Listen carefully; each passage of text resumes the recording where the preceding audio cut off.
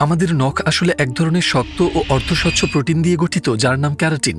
নখের গোড়াগুলো নখের নিচে ত্বকের ভেতরে গাঁথা থাকে, যা নিখুঁতভাবে মিলে যায় নিচে থাকা হাড়ের সঙ্গে। এই গঠন শুরু হয় শিশু মায়ের গর্ভে থাকার সময় থেকেই।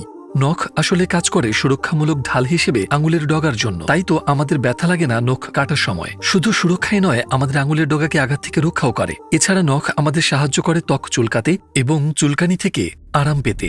মানুষকে সৃষ্টি করার সময় আল্লাহ ক্ষুদ্রতম বিষয়গুলো অসীম প্রজ্ঞা দিয়ে তৈরি করেছেন, কারণ তিনি জানেন এবং আমাদের যত্ন নেন, এমনকি আমাদের চেয়েও অনেক বেশি।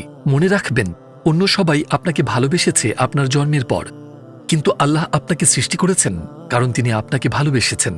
তাহলে কেন আমাদের কাছে এত কঠিন লাগে আল্লাহর প্রতি কৃতজ্ঞ হতে, তার সব অনুগ্রহের জন্য যেগুলো তিনি আমাদের উপর বর্ষণ করেছেন? এবং কৃতজ্ঞতা দেখানোর সেরা উপায় হল নামাজ পড়া।